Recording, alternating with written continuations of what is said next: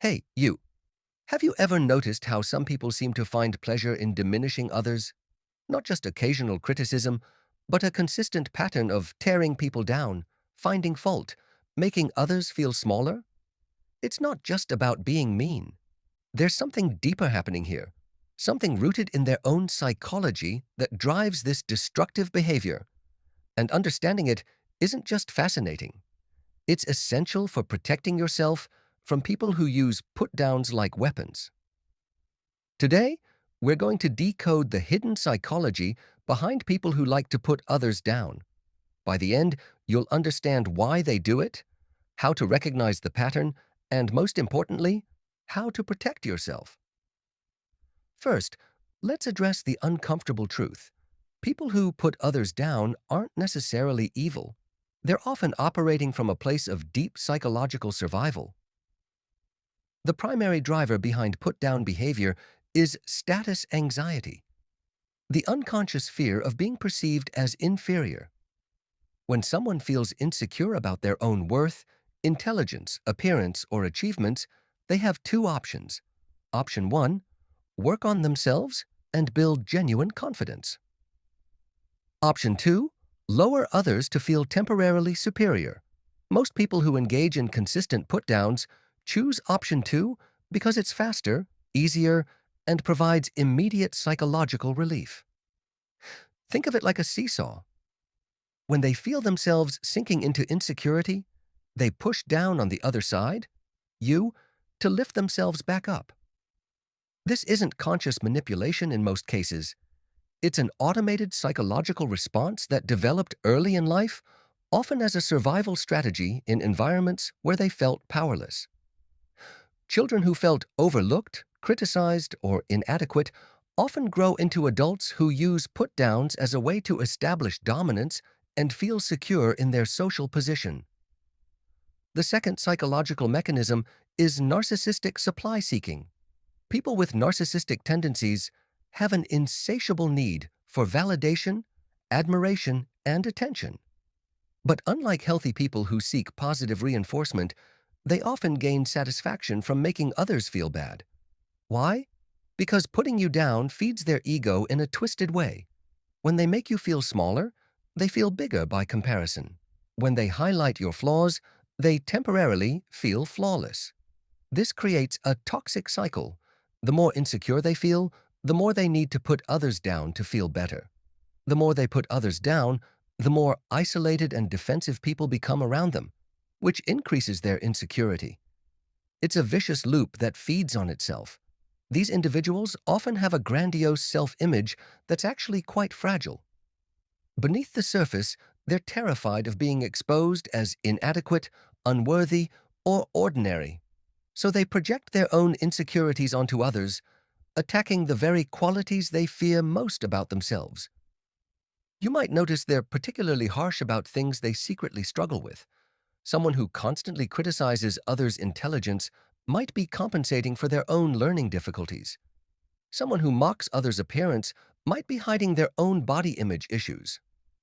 Third, put-down behavior serves as a control mechanism. When someone puts you down consistently, they're attempting to establish dominance and control over the interaction. They want to make you feel uncertain, smaller, more dependent on their approval. This creates a power dynamic where they become the authority figure and you become the student, the subordinate, the one who needs their evaluation. Control-oriented put-down artists often target people who threaten their sense of superiority.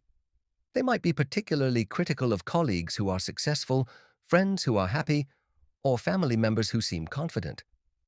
The psychology here is primitive but effective. If they can make you doubt yourself, they maintain their position of power in the relationship. This behavior often originates from childhood experiences, where they learned that dominance was necessary for survival.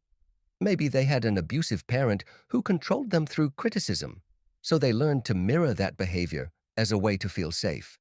Or perhaps they experienced bullying and learned that being the one who puts others down is better than being the one who gets put down.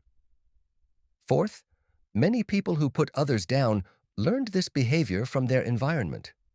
If you grow up in a household where criticism is normal, where family members compete through insults, where humor is based on putting others down, you internalize this as normal social behavior. Think about families where teasing is actually cruel, where siblings attack each other's insecurities, where parents mock their children's dreams or abilities. Children from these environments don't recognize put-downs as harmful. They see them as normal interaction. They carry this pattern into adulthood, continuing to use criticism and belittlement as their primary tools for engagement. Additionally, some people learned that negative attention was better than no attention.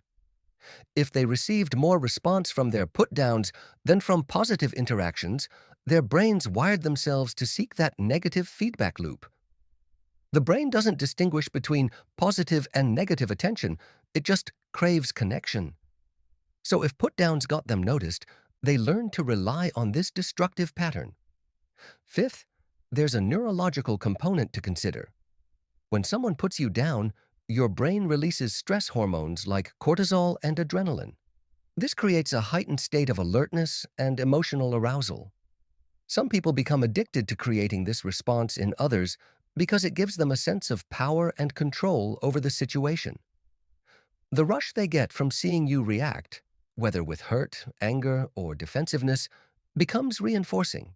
It's similar to how some people enjoy arguments not because they want to solve problems, but because they crave the emotional intensity.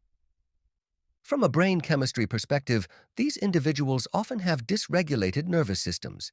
They might struggle with emotional regulation, impulse control, or empathy development.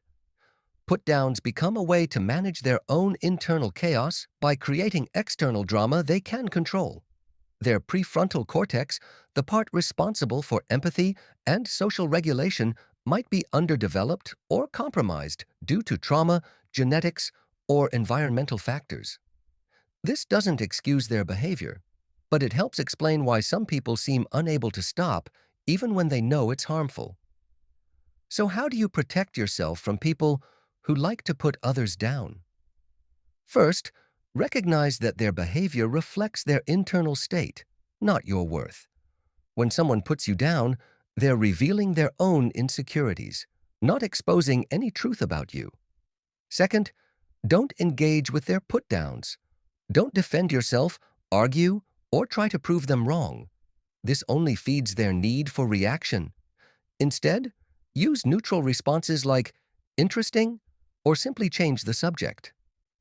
Third, set clear boundaries. Let them know that their comments aren't welcome and be prepared to distance yourself if they continue. Remember, you can't change someone who's unwilling to change themselves, but you can control who you allow in your space.